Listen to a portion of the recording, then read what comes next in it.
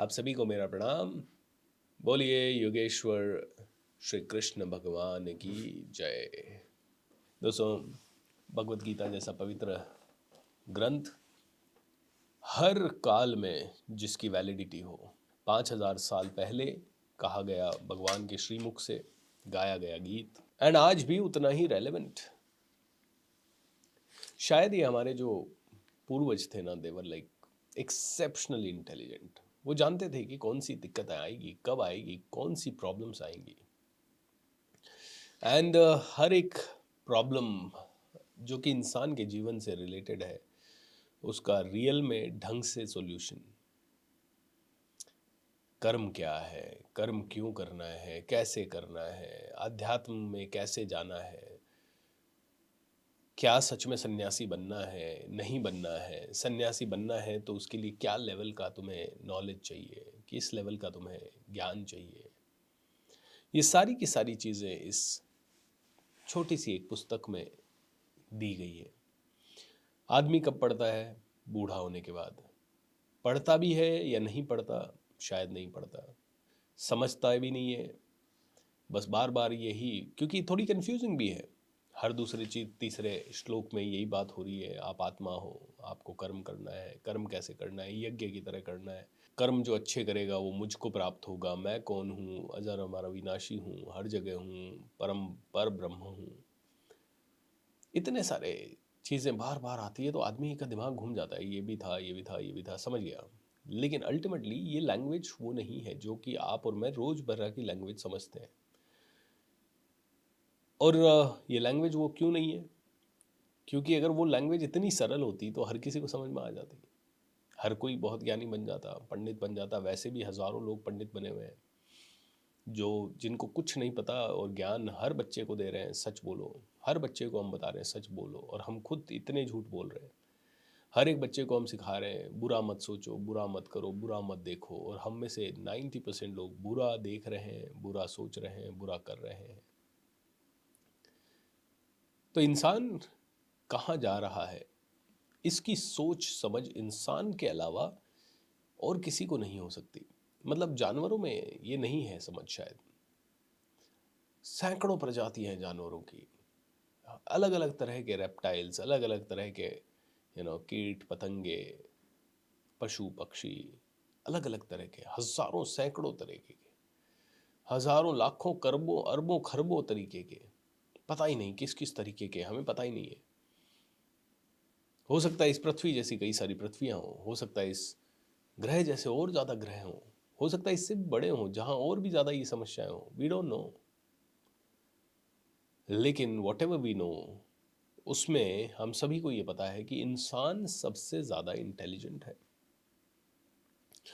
आज हम भगवत गीता के 8वें अध्याय की चर्चा करेंगे, जिसमें सबसे बड़ी बात जो हुई है वो हुई है मृत्यु कैसे आए, मौत के समय आपकी कॉन्शियसनेस कैसी हो, मौत की तैयारी करें, इसके ऊपर पूरी बातचीत हुई है। अब मौत शब्द आते ही, मृत्यु शब्द आते ही हमारे मन में आ जाता है डर, अरे मरना पड़ेगा, क्योंकि कोई मरना नहीं चाहता। यह शाश्वत सत्य है, लेकिन कोई इसे एक्सेप्ट नहीं करना चाहता। सबको मृत्यु से डर लगता है, सब लोग मृत्यु के पास भी नहीं जाना चाहते। क्यों? क्योंकि आसक्ति यानी कि अटैचमेंट इतना पैदा कर लिया है, और अटैचमेंट पैदा ही किए जा रहे हैं। पहले का जमाने में इंसान होता था, उसके घर में कुछ होता ही नहीं था, बस एक सोने के लिए जगह, पहनने के लिए 2 जोड़ी कपड़े, एक को धोता था, एक को पहनता था। कई बार तो एक ही को 10-10 दिन पहन लेते थे, क्योंकि पानी भी इतना नहीं होता था, नल बिजली नहीं होते थे, घरों में पानी नहीं आता था, हैंडपम्प वगैरह की भी सुविधा नहीं होती थी। कोई कुआं बावड़ी आसपास होते थे, वहाँ जाते थे, धोते थे कपड़े, या वहाँ से जैसे तैसे पानी लाते थे। तो इंसान के पास बहुत सारी चीज़ें नहीं थी, उसका अटैचमेंट सिर्फ उसके परिवार या बच्चों में ज़्यादा से ज़्यादा हो पाता था।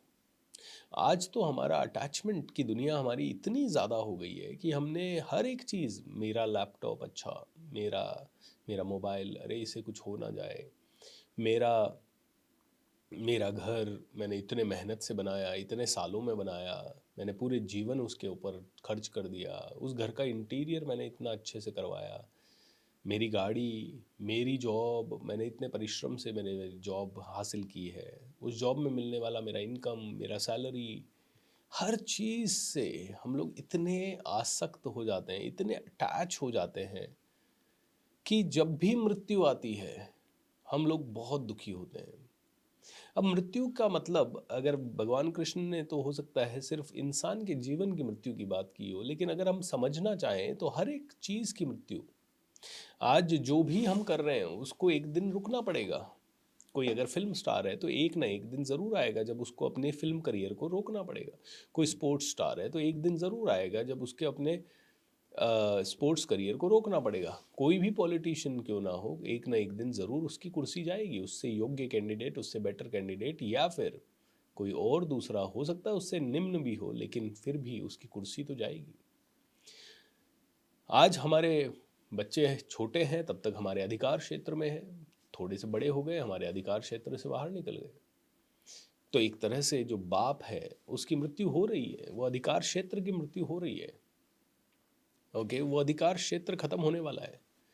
तो ये अध्याय में भगवान श्री कृष्ण ने यही कहा है कि मृत्यु कैसे हो, मृत्यु के समय में क्या हमारी चेतना हो। बाकी सब चीज़ों के और भी डिस्कशन है, लेकिन मैं वो काफ़ी रिपीट है। जैसे कि एक सवाल अर्जुन पूछता है, भाई सकाम कर्म क्या है। और राइट, सकाम कर्म ये है कि भाई जो भी आप कर्म कर रहे हो और जिसमें आपकी कोई ना कोई इच्छा है वो सकाम कर्म है। ओके, तो इस तरह के बहुत सारे और भी क्वेश्चन पूछता है अर्जुन, जैसे कि ये ब्रह्म क्या है, तो भगवान कहते हैं ये आत्मा ही ब्रह्म है, ब्रह्म है, ब्रह्म है, ये आत्मा ही ब्रह्म है। और पर ब्रह्म क्या है, बोले परमात्मा ही पर ब्रह्म है। ओके, तो इस तरह के बहुत सारे छोटे छोटे सवाल आते हैं, लेकिन सबसे इम्पॉर्टेंट सवाल जिसके ऊपर आज हमें डिटेल में चर्चा करनी है वो यही है कि हमें अटैचमेंट को छोड़ना है। तो जैसे एक मैं विपश्यना में गया था तो वहाँ पे गुरुदेव श्री गोयनका जी ने एक कहानी सुनाई थी। बोले बुद्धा बैठे थे और उनके पास एक स्त्री आई रोते बिलखते, क्योंकि उनका 10 साल का बेटा उसको सांप ने काट लिया और वो मर गया। और वो बड़ी, उसको किसी ने बताया कि आप बुद्ध के पास जाओ, वो तो बहुत इंटेलिजेंट है, ज्ञानी है, वो ही आपके बच्चे को जिंदा कर सकते हैं। तो रोती बिलखती बुढ़िया बुद्धा के पास गई, बोले भगवान इसको ज़िंदा कर दो, भगवान प्लीज़ मुझे ये लौटा दो, इसके बिना मैं नहीं रह पाऊँगी। भगवान बड़े करुणामयी दयामयी, उनको क्या पता, आई मीन वो जानते हैं कि यार अब मृत्यु तो होनी है। अब किसी की 10 साल में आई और किसी की 100 साल में आई, अब तुम्हारा प्रॉब्लम नहीं है, ये तो भगवान डिसाइड करता है, ये तो विधि का विधान है।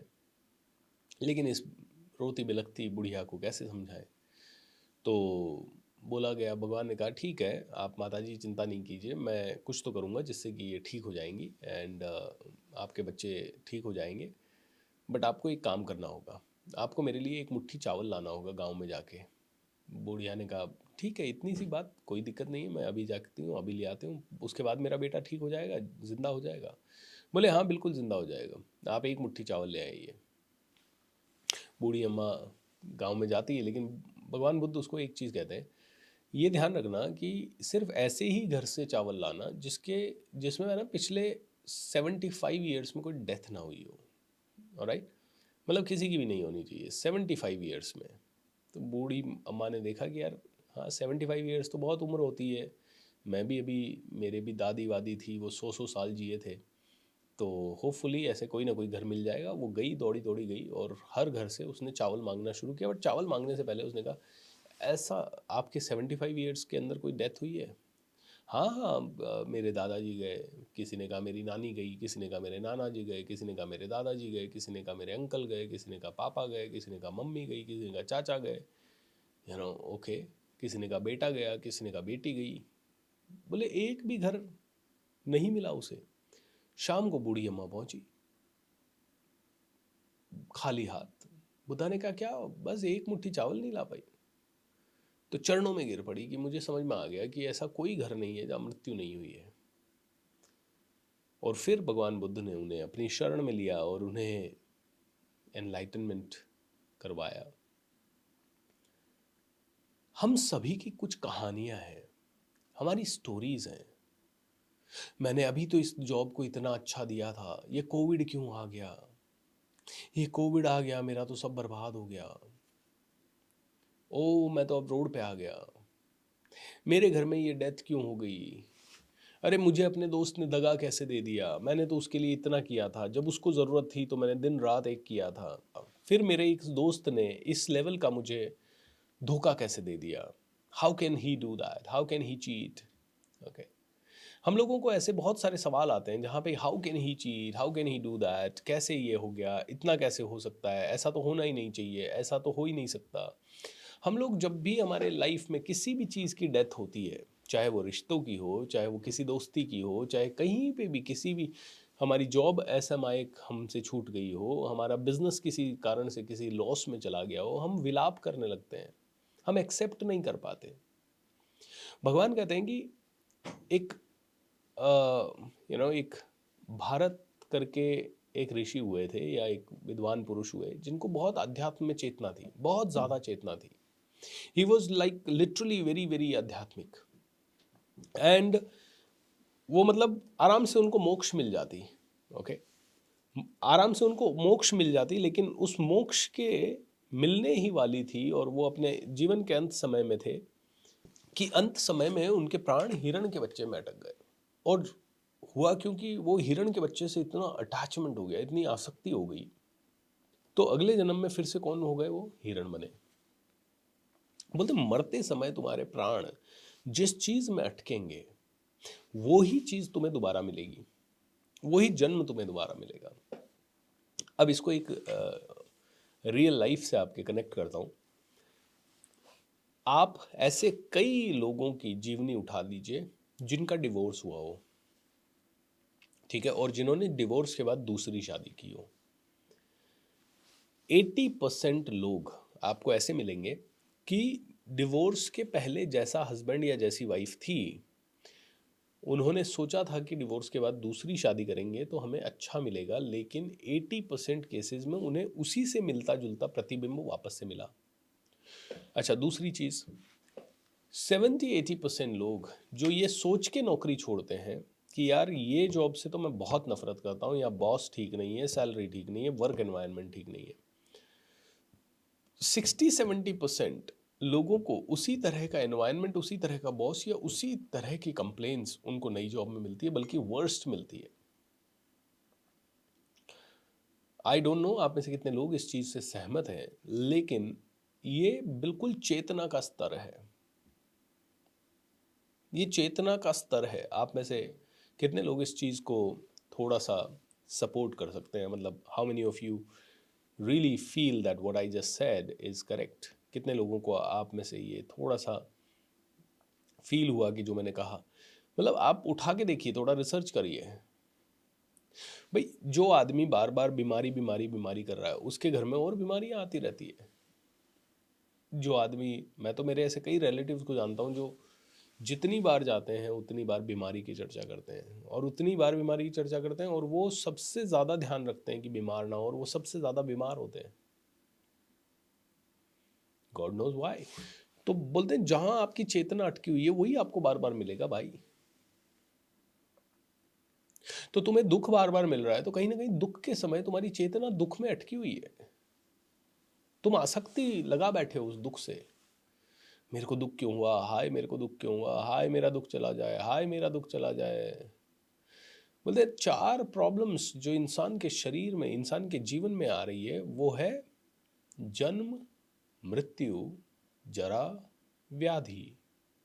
ओके, जन्म हो रहा है, बड़ा पेनफुल है जन्म। एक बच्चे के लिए कितना पेनफुल होगा जन्म, कि वो जब गर्भ से बाहर आ रहा है तो उसको भी बहुत तकलीफ होती है, माँ को भी बहुत तकलीफ होती है।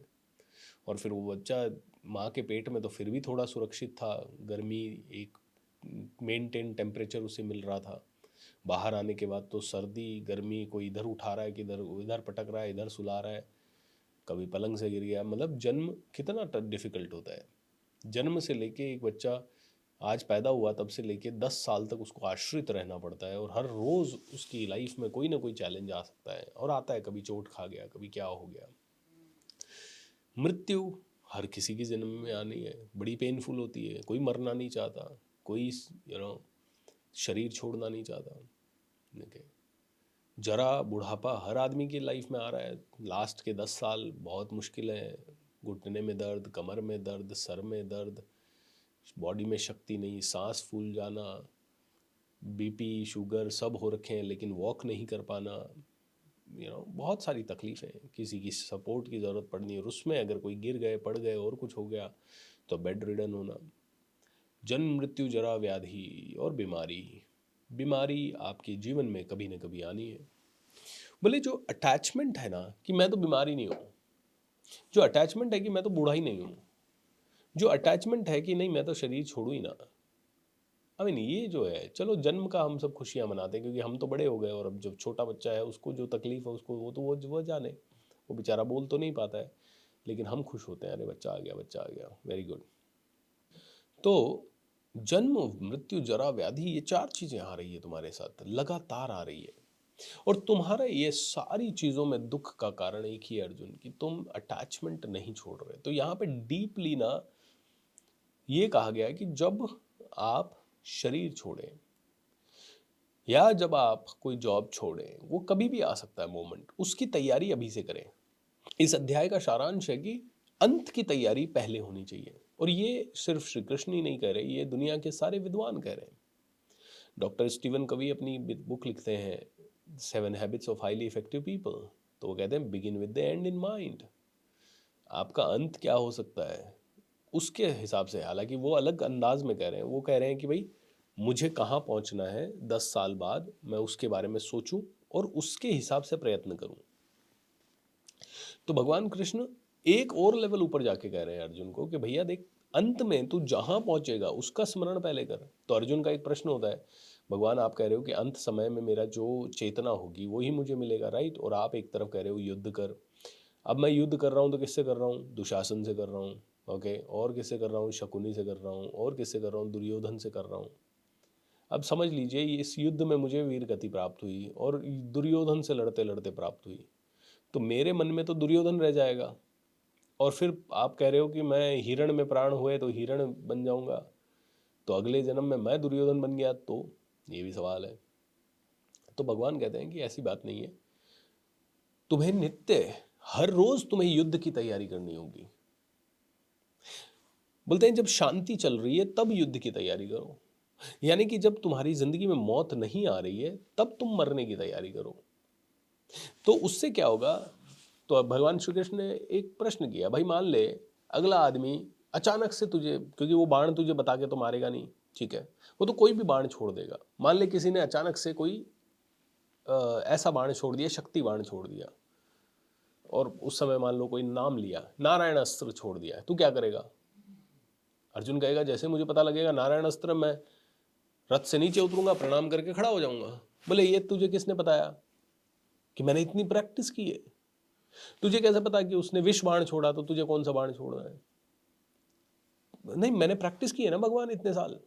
बोले वही मैं तेरे को बताना चाह रहा हूं अर्जुन, तू अगर बहुत ज्यादा प्रैक्टिस करेगा, तो बहुत ज्यादा अगर प्रैक्टिस करेगा, नित्य प्रैक्टिस करेगा, और प्रैक्टिस किस चीज की? 2 चीजों की, कर्मयोग एंड भक्ति योग।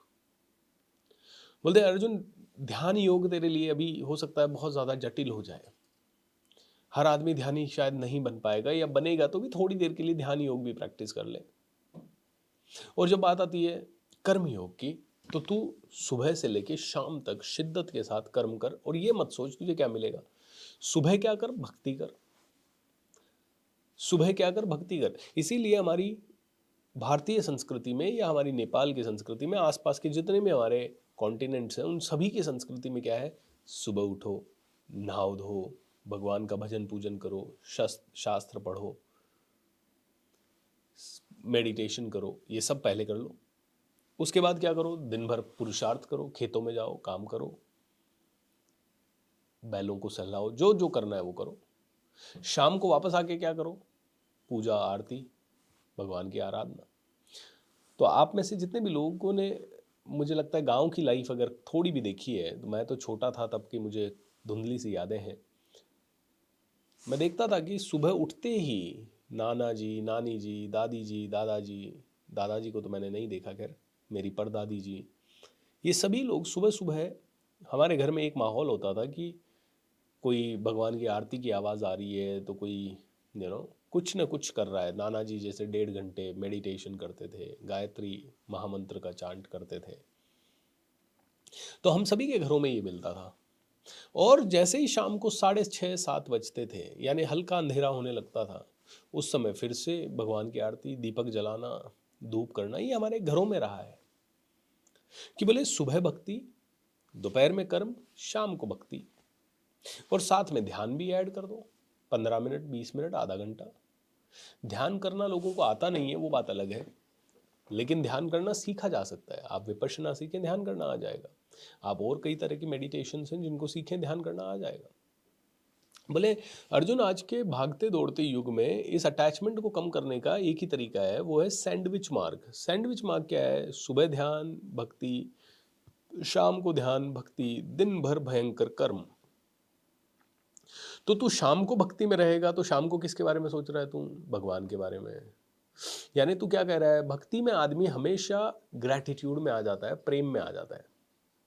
जो इंसान भक्ति करता है ना, उसको कंप्लेन नहीं रहती।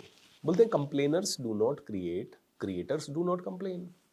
भाई जो आदमी कंप्लेन करता है वो क्रिएट नहीं कर सकता, कुछ भी नया नहीं बना सकता। वो हमेशा कंप्लेन करेगा, ये भी बुरा है, ये भी बुरा है, ये भी बुरा है, ये भी बुरा है, ये भी बुरा है। ओके, जो आदमी क्रिएट कर सकता है, जो आदमी कुछ नया बना सकता है, वो कंप्लेन नहीं करेगा। मैं इस समय सेशन डिलीवर कर सकता हूँ तो मैं कंप्लेन क्यों करूँ? लेकिन अगर मैं सेशन डिलीवर नहीं कर पाया ठीक से, तो फिर मेरा ध्यान किस में जाएगा?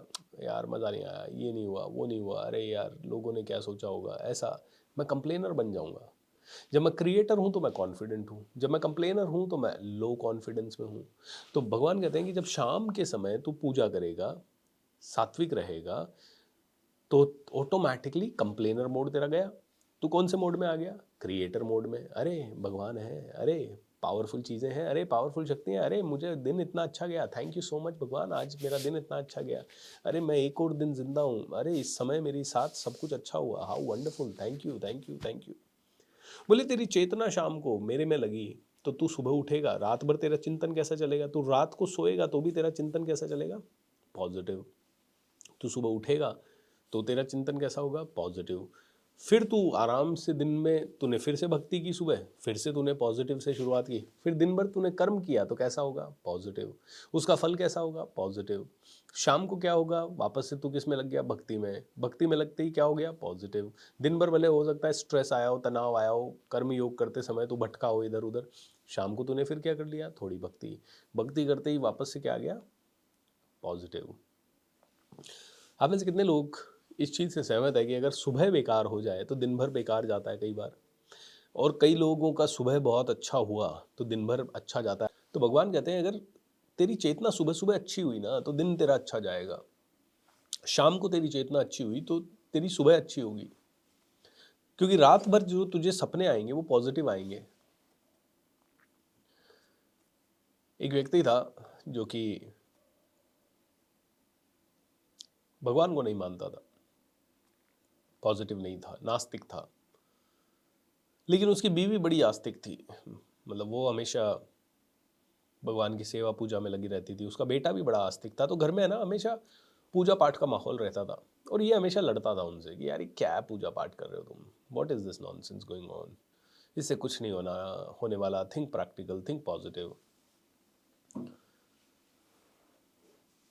एंड एक समय आया कि जब उस इंसान का एक एक्सीडेंट हो गया।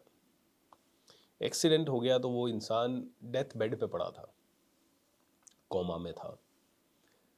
ये लेडी आसपास मतलब भगवान में बहुत आस्था रखती थी, तो किसी विद्वान पंडित को पकड़ के लाई, भगवान आप मेरे पति से, ये कोमा में है, इनके लिए दुआ करें। तो वो पंडित भी बड़े विद्वान थे, वो 1 बार 2 बार 3 बार गए हॉस्पिटल में। जब वो कोमा में थे उनके साथ बैठ के मेडिटेशन वगैरह किया, 4 बार मेडिटेशन किया, 8-8 10-10 लोगों को लेके गए साथ, और 8-8 10-10 लोगों ने बस मेडिटेशन किया, उनकी स्वास्थ्य के लिए कामना की। अंत में एक दिन उन लेडी का फ़ोन वापस से उन महापुरुष के पास जाता है, पंडित जी के पास जाता है। भगवान भगवान भगवान आप जल्दी आइए हॉस्पिटल। बोले क्या हो गया?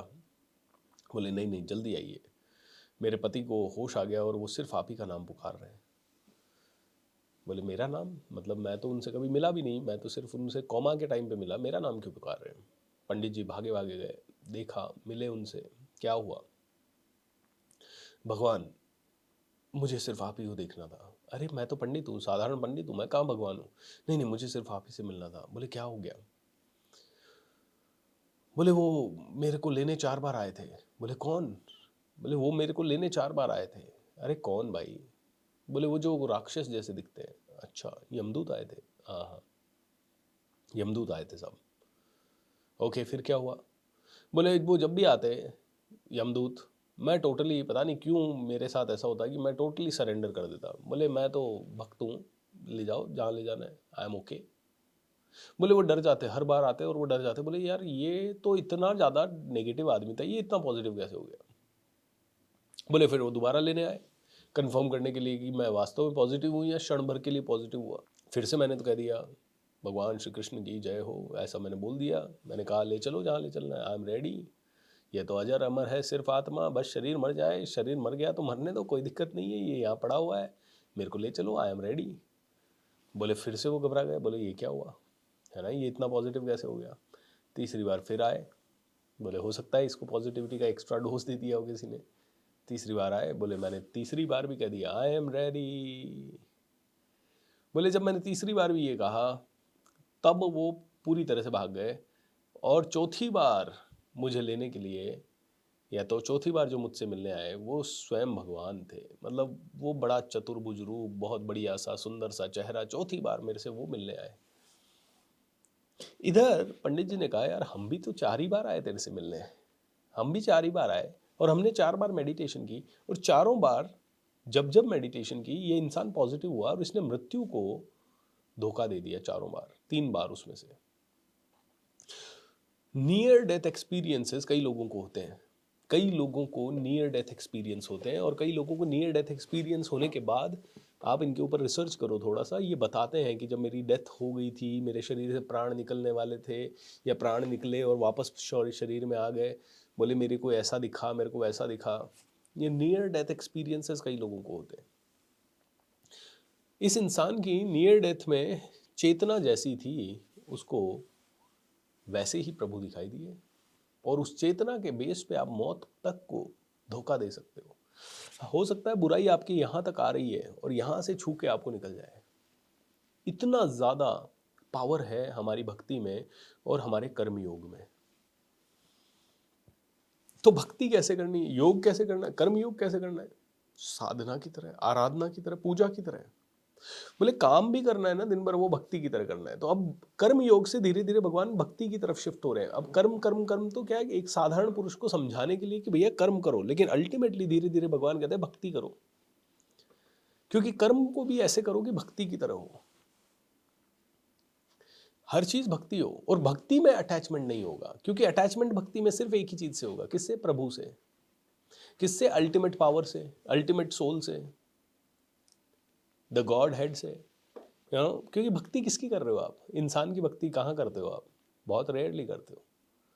आप किसकी भक्ति करते हो? प्रभु की भक्ति। और फिर जैसे ही कोई आदमी प्रभु की भक्ति करता है, उसके साथ कुछ भी बुरा हुआ तो वो क्या बोलता है? जैसा हरी इच्छा। जो आदमी भक्ति में लीन होता है वो कहता है जाहि विधि राखे राम ताहि विधि रहिए, सीताराम सीताराम सीताराम कहिए। डेथ डजंट मीन कि ओनली फिजिकल बॉडी डाइंग। हर चीज इम्परमानेंट है। एक बड़ा प्यारा सा भजन है जो हम लोग कई बार कमांडो ट्रेनिंग में सुनते हैं। तेल चमेली साबुन चाहे लगा लो सेंट, जगत में कोई न परमानेंट, जगत में कोई न परमानेंट।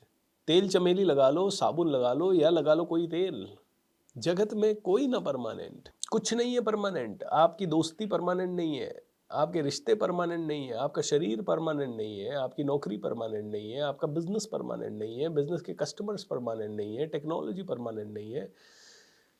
जगत में कोई तेल चमेली चंदन साबुन चाहे लगा लो सेंट, जगत में कोई न परमानेंट, जगत में कोई न परमानेंट। आवागमन लगा दुनिया में, जगत है रेस्टोरेंट। हम तो एक रेस्टोरेंट की तरह बैठे हैं, आवागमन लगा हुआ है, कोई आ रहा है, कोई जा रहा है, कोई खा रहा है, कोई पी रहा है और जा रहा है, कोई कम खा रहा है, कोई ज़्यादा खा रहा है, कोई ज़्यादा जी रहा है, कोई कम जी रहा है, किसी को ज़्यादा मिल रहा है, किसी को कम मिल रहा है। आवागमन लगा दुनिया में, जगत है रेस्टोरेंट रे प्यारे, जगत है रेस्टोरेंट। अंत समय में उड़ जाएंगे, अंत समय में उड़ जाएंगे, तेरे तंबू टेंट, जगत में कोई न परमानेंट। अगर इस फीलिंग के साथ हमने कोई भी काम किया कि कोई परमानेंट नहीं है, ये कुर्सी परमानेंट नहीं है, तो हर नेता दुनिया की सेवा करेगा। अगर एक डॉक्टर को पता चला कि मैं कभी भी इस दुनिया से जा सकता हूँ और ये जो मरीज जो आ रहा है ना, ये आखिरी मरीज मेरे जिंदगी में हो सकता है, तो वो डॉक्टर उस मरीज को क्या देगा? हाईएस्ट लेवल की एनर्जी। वो उसको दिल से सेवा करेगा उसकी। तो भगवान कहते हैं कि दिन भर भक्ति में रहने का ये तरीका है कि काम को सेवा की तरह करो। ये मानते हुए, जब तुम ये मानते हुए जीवोगे जिंदगी अर्जुन कि तुम मरने वाले हो, तुम इस दुनिया से परे जाने वाले हो, तो अगर तुम्हें ये पता रहा 100% तुम्हें हर रोज ये भान रहा कि आज मेरे जीवन का अंतिम क्षण हो सकता है, तो तुम हर काम भक्ति की तरह करोगे। जस्ट इमेजिन करो कि इस समय आपको पता लग जाए कि अगले 24 घंटे में आप मरने वाले हो, तो क्या जिससे भी नफरत कर रहे हो एक्सट्रीम नफरत करके मरोगे? नहीं। क्या जिसको भी बद्दुआ दे रहे हो उसको एक्सट्रीम बद्दुआ दे के मरोगे? नहीं। तुम कैसे मरोगे? अरे यार अब छोड़ो, मैं जाने ही वाला हूँ, क्या रखूँ। मान लो कोई तुमसे पैसा मांगता है, 2 लाख रुपए, 5 लाख रुपए, या तुम किसी से पैसा मांगते हो, क्या उसके बारे में तुम्हारा बहुत बुरा ख्याल आएगा? भगवान कहते हैं कि यार तू किसी से पैसा मांगता है, तेरे से किसी ने उधार लिया, उसने समय पे नहीं दिया, तू जिंदगी भर चलता रहता है, लेकिन मन अंत आ गया, अंत आने के समय तू क्या कहेगा? ज़्यादा से ज़्यादा उसको प्रेम से कहेगा, भाई एक बार दे देना यार प्लीज़, मेरे बच्चों के काम आएगा। बाकी आप द्वेष लेके नहीं मरोगे। तो जब आप कॉन्शियसली ये जानते हो कि जो चीज़ शुरू की है उसका एंड होने वाला है, तो कहीं ना कहीं अटैचमेंट नहीं रहता, और अटैचमेंट नहीं रहता तो तुम्हें जो मैं फल देता हूँ तुम्हें स्वीकार हो जाता है। और ये बहुत ही अच्छा तरीका है कर्मयोग का। तो कर्मयोग पे चलने के लिए सेवा और भक्ति, इन दो का सहारा लेना है। ये इस पूरे चैप्टर का 8th चैप्टर का सार है। राष्ट्रपति हो कर्नल जनरल, राष्ट्रपति बन जाए कोई, या कर्नल बन जाए, या कोई जनरल बन जाए, या हो लेफ्टिनेंट,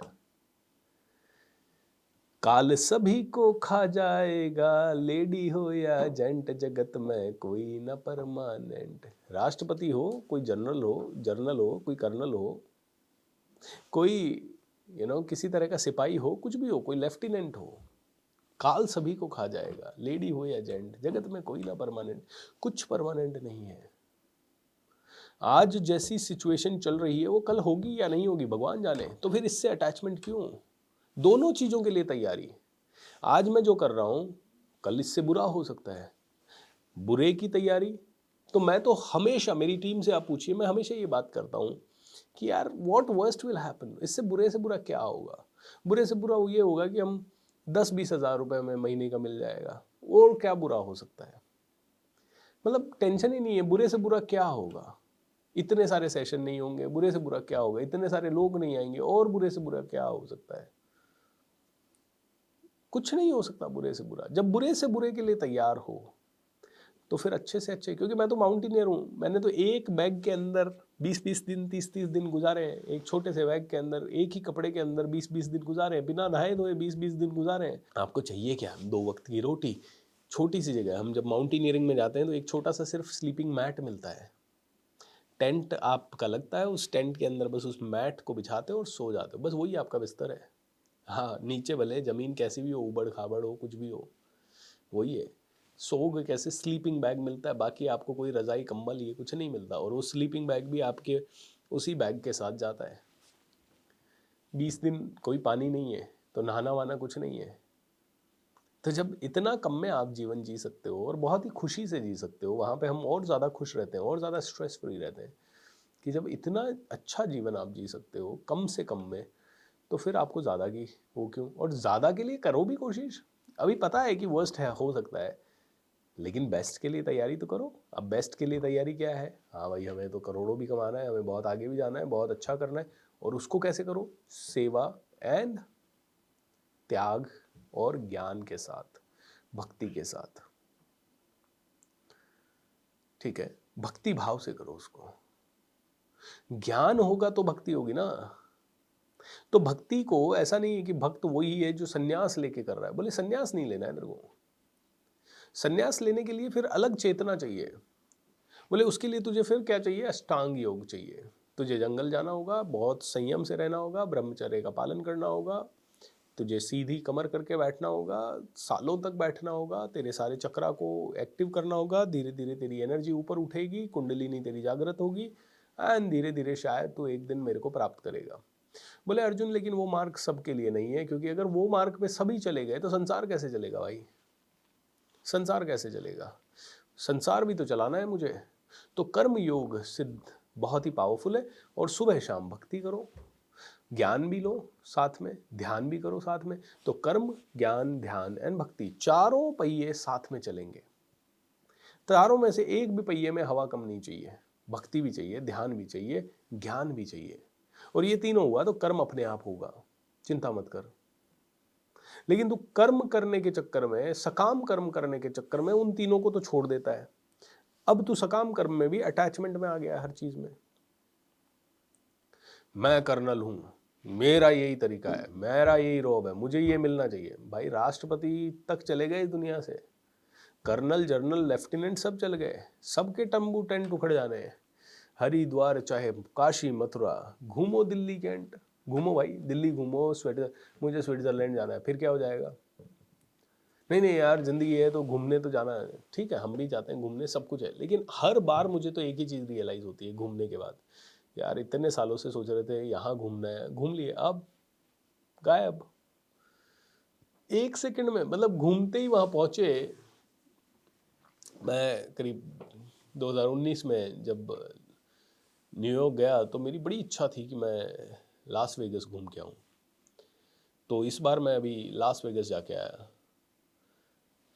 लास वेगस गया और जाने के 2 दिन बाद लगा अब ठीक है ना यार, लास वेगस क्या, मतलब अपना अजमेर ही बहुत अच्छा है। मतलब आप कहोगे क्या बात कर रहे हो, लास वेगस अच्छा नहीं है? अरे अच्छा है, लेकिन एक लेवल के बाद आपको पता है ना, आपका काम जहाँ है वहाँ जाओगे, हो गया बस, दैट्स इट। अब कोई कहे लास वेगस चलना है, ऐसी कोई इच्छा नहीं है। अब घूम लिया भैया, हो गया, ओवर। सेम जगह क्यों जाऊँ मैं घूमने, कहीं और जाएंगे ना। तो बढ़िया से बढ़िया चीज़ खत्म हो जाएगी, अटैचमेंट। इसीलिए हरिद्वार चाहे काशी मथुरा, घूमो दिल्ली कैंट रे प्यारे, घूमो दिल्ली कैंट, मन में नाम प्रभु का राखो, धोती पहनो या पैंट, जगत में कोई न परमानेंट, साधु संत की संगत कर लो, ये सच्ची गवर्नमेंट रे भैया, ये सच्ची गवर्नमेंट। साधु संत की संगत कर लो, ये सच्ची गवर्नमेंट। लाल सिंह कहे इस दफ्तर से, लाल सिंह कहे इस दफ्तर से, मत होना एबसेंट। कौन से वाले दफ्तर से? अच्छी संगत के दफ्तर से कभी एबसेंट मत होना। ये अच्छी संगत जो चल रही है ना, इसी के कारण मन शुद्ध होगा। तो पिछले अध्याय में भगवान ने बताया भी कि भाई तुझे मन शुद्ध करना है, और मन कैसे शुद्ध होगा? विचारों से शुद्ध होगा। विचार कैसे शुद्ध होंगे? संगत से शुद्ध होंगे, श्रवण से शुद्ध होंगे। तो अनुमान से जानना पॉसिबल नहीं है भगवान को। अनुमान मत लगाओ, हाँ यार मैं सोचूंगा कि हर रोज़ मैं खुश रह लूँ, नहीं रह पाओगे, अनुमान से नहीं रह पाओगे। ओके, और किस तरह से रह पाओगे? तुम सोचो कि नहीं यार मैं प्रत्यक्ष रोज़ ऐसे किसी व्यक्ति को देखूं जो रोज़ खुश रहता हो, शायद वो भी मिलना मुश्किल है, क्योंकि कोई भी आदमी के मन में क्या चल रहा है आप देख नहीं पाओगे। तो भगवान कहते हैं कि इसको स्मरण से, शुद्ध श्रवण से, सुनने से ही होगा। और सुनने से कैसे होगा? जब आप ऐसी जगह सत्संग में आए हो। इसीलिए ये कह रहा है साधु संग की संगत कर लो, ये सच्ची गवर्नमेंट। लाल सिंह कहे इस दफ्तर से, कभी ना होना एब्सेंट, जगत में कोई ना परमानेंट, जगत में कोई ना परमानेंट।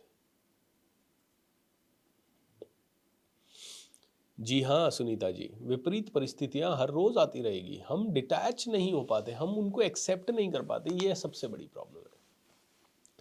तो ये पूरा 8वां अध्याय ना, मतलब बड़ा अच्छा लगता है मुझे ये, क्योंकि यहाँ कहीं ना कहीं अगर इसको डीपली समझो, भले इसमें ज़्यादा बहुत सारी बातें भगवान ने बताया है, मैं परमात्मा हूँ, तुम मुझ में ही आते हो, सब कुछ वो है, जो कुछ चीज़ें रिपीट भी हुई है। बट अल्टीमेटली जो सबसे बड़ी चीज़ भगवान ने कही है वो ये है कि भाई अटैचमेंट त्यागो, वर्स्ट के लिए प्रिपेयर हो, और अंत समय में मेरा स्मरण ज़रूर करो। तो अंत समय में तुम तब कर पाओगे जब तुम हर रोज़ प्रैक्टिस कर रहे हो। तो प्रैक्टिस के ऊपर इस पे महत्व दिया गया है कि प्रैक्टिस करो। यहाँ पे अनुस्मरण, ये अनुस्मरा एंड अभ्यास। अनुस्मरा यानी दिन रात स्मरण करो, बार बार स्मरण करो। यार ये पृथ्वी मैंने नहीं बनाई है, करता मैं नहीं हूँ, कोई और कर रहा है। थैंक यू गॉड, आपने मुझे बोलने का मौका दिया। मैं कौन होता हूँ? मेरे को तो कुछ नहीं पता था, बात करने वाला मैं कौन होता हूँ? ये माइक नहीं हो तो मैं क्या करूँगा? ये कैमरा नहीं हो तो मैं क्या करूँगा? ये इंटरनेट कनेक्शन 1 मिनट के लिए गायब हो जाए तो मेरी सारी शक्ति खत्म हो गई। तो कहीं ना कहीं ये सभी चीज़ें मिलके ये प्रोग्राम कर रही है। आप नहीं आओ तो मैं क्या करूँगा? किसको? दीवारों को सुनाऊंगा? तो मैं नहीं कर रहा हूँ, हम सब मिलके कर रहे हैं, पूरा ब्रह्मांड इन्वॉल्व है। और आप और मैं जो सुन रहे हैं या बोल रहे हैं, इसके लिए हमें क्या लग रही है? प्राणवायु। वो कौन दे रहा है? पेड़ दे रहे हैं। पेड़ों को कौन पोषण कर रहा है? मिट्टी। मिट्टी को कौन बना रहा है? मिट्टी में कौन दे रहा है वो सारे तत्व? बोले अगर आप बड़े लेवल पे सोचो ना, तो हम कुछ नहीं कर रहे हैं, कोई करवा रहा है हमसे। कोई तो शक्ति है जो हमें चला रही है। मुझे कोई तो शक्ति है जो, इस समय मैं भगवत गीता पे क्यों बात कर रहा हूँ? इतने साल तो नहीं किया मैंने, मैं 15 साल से ट्रेनर हूँ। 15 साल से इतना दिव्य थॉट क्यों नहीं आया मेरे माइंड में? तो शायद इसका सही समय आ गया है, शायद मेरा सही समय आ गया है इस ग्रंथ को सुनने का, या शायद आपका सही समय आ गया है। तो हमारा जब सही समय आ गया तो आज हम इसे कर रहे हैं। और सही समय से पहले कुछ नहीं होता, आपको भी पता है। मैं बहुत सालों से ट्राई कर रहा था कि मेरा टर्नओवर ऊपर जाए, मैं पैसे ज़्यादा कमाऊं। 2010 क्या, 2002 से, उससे भी पहले से, जब मैं पढ़ता था तब से। लेकिन वो सही समय 2020 में आया, तो 2020 में कमाया हमने, 2021 में कमाया, 2022 में कमाया। अब हम सोच रहे हैं यार जितना कमा रहे हैं वो तो इम्पोर्टेंट नहीं है, उससे तो ज़्यादा चाहिए। अब मेरे को ये समझ में आ गया, मैं कितना भी, मेरा प्रयास करना मेरे हाथ में है, मैं प्रयास कर रहा हूँ ज़्यादा से ज़्यादा का। लेकिन जिस दिन सही समय आएगा ना, उस दिन इतना एफर्टलेसली, अगर मेरी काबिलियत बढ़ी और एफर्टलेसली, पता नहीं दिन दूना रात चौगुना हो जाएगा एफर्टलेसली। और नहीं हुआ तो अटैचमेंट थोड़ी रखना है, कम भी हो सकता है, कम हुआ तो कोई बात नहीं, एक्सेप्ट करेंगे। ये भगवत ज्ञान है ना, ये दुखी नहीं होने देगा। 2 दिन हो जाएंगे ज़्यादा से ज़्यादा दुखी। मैं आ रहा था, देखिए इस ज्ञान से कितनी पावर मिलती है। 1 मिनट के लिए एक लास्ट उदाहरण देता हूँ और आज के सेशन को यहीं विराम करेंगे। हमारा कोच BSR यूट्यूब चैनल है, और कोच BSR यूट्यूब चैनल अच्छा कमाई देता है मुझे, क्योंकि मेरे अच्छे खासे सब्सक्राइबर है, 25 लाख के आसपास सब्सक्राइबर पहुँचने वाले हैं। मेरा सुपर स्टार BSR करके चैनल है, इन दोनों चैनल पे मिला के 26 लाख के आसपास सब्सक्राइबर्स हैं। तो अच्छा है ना, इनसे इनकम भी ठीक ठाक हो जाती है। मैं गया हुआ था 4 धाम की यात्रा बाइक टूर पे 2022 में, और मैंने सारी यात्रा ख़त्म की। और अजमेर में यात्रा बाइक पे गया था, तो अजमेर में मैं एंटर हुआ। अजमेर एंटर होने से पहले एक टोल गेट आता है, वो टोल गेट हमने, जैसे ही टोल गेट पे हमने क्रॉस किया, मेरी टीम पीछे कार में थी, उन्होंने रोका गाड़ी। सर एक चैलेंज आ गया है। मैंने कहा क्या हुआ? सर आपका यूट्यूब चैनल हैक हो गया है। अच्छा, हैक हुआ तो ऐसा हुआ कि मतलब अचानक से मेरे यूट्यूब चैनल के सारे वीडियो डिलीट हो गए, मेरे चैनल का नाम चेंज हो गया, कोई क्रिप्टो करेंसी से रिलेटेड वीडियो चलने लग गया। हमारी टीम उसको रिकवर करना चाह रही है, लेकिन recovery email, recovery phone number सब सब चेंज हो गया, एवरीथिंग चेंज। इधर मुझे सूचना मिली, हम लोग बाइक पे थे और मेरे साथ एक कार थी, रुके, सूचना मिली। 2 मिनट तो मैं परेशान हुआ, लेकिन 2 मिनट के अंदर मैंने कहा यार व्हाट वर्स्ट विल हैपन, शुरू करना पड़ेगा शुरू से, कोई बात नहीं। जो रेवेन्यू 2019 के पहले कभी आया नहीं था, तो अभी भी नहीं आएगा, और तो क्या होगा ज़्यादा से ज़्यादा। ठीक है, 25 लाख लोग उधर जानते थे, वापस से बनाएंगे, फिर से कहीं तो पहुँचेंगे। मैंने with in minute, with in second, I would say, मुश्किल से मुझे 5-10 सेकेंड लगा होगा अपने आप को संभालने में। मैंने कहा चलो अपने को सबसे पहले कहाँ जाना है, वहाँ जाना है।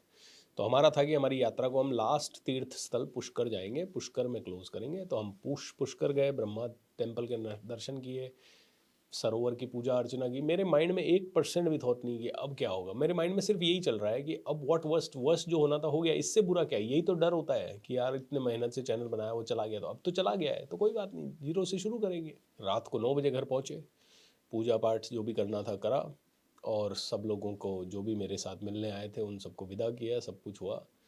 रात में फिर 10 बजे मैं मेरी टीम के साथ आधा घंटा बैठा। मैंने कहा यार क्या करना है। वो बोले सर अब ऐसा ऐसा कर सकते हैं। मैंने कहा जो जो कर सकते हैं करो। मैं चला गया सोने। रात में ज़रूर हमने एक आधे फ़ोन इधर उधर लगाए कि यार कुछ हो सकता है, तो एक आदमी ने कहा हो सकता है, लेकिन मैं 2 लाख रुपए लूँगा। मैं दे देता, लेकिन फिर टीम ने कहा नहीं सर ये तो क्या प्रेशर में मांग रहे हैं, कल तक हो जाना चाहिए, देखते हैं। मैं निश्चिंत होकर आराम से रात को 10 बजे सोया, सुबह 9:30-10 बजे तक आराम से सोया, क्योंकि मैं बहुत थका हुआ था। अगले दिन उठा, शांत चित्त से शांत मन से लैपटॉप ऑन किया, शांत मन से उसको ट्राई किया, हो गया। How wonderful. ईमेल आईडी वगैरह चेंज हो गया, पासवर्ड वगैरह चेंज हो गया। फिर धीरे धीरे हमने पूरा रिकवर किया, क्योंकि यूट्यूब के पास क्या कि रिकवरी प्रोसेस रहता है, तो उन्होंने रिकवर कर दिया, कुछ तो हुआ। आपको ये इसलिए बता रहा हूँ क्योंकि इतनी बड़ी घटना हुई, और ऐसी कई घटनाएं, मतलब तुरंत एक्सेप्टेंस आ जाता है। और ये एक्सेप्टेंस जितना जल्दी आएगा उतने आप सुखी रहोगे, उतने ज़्यादा आप बहुत ही अच्छा जीवन व्यतीत करोगे।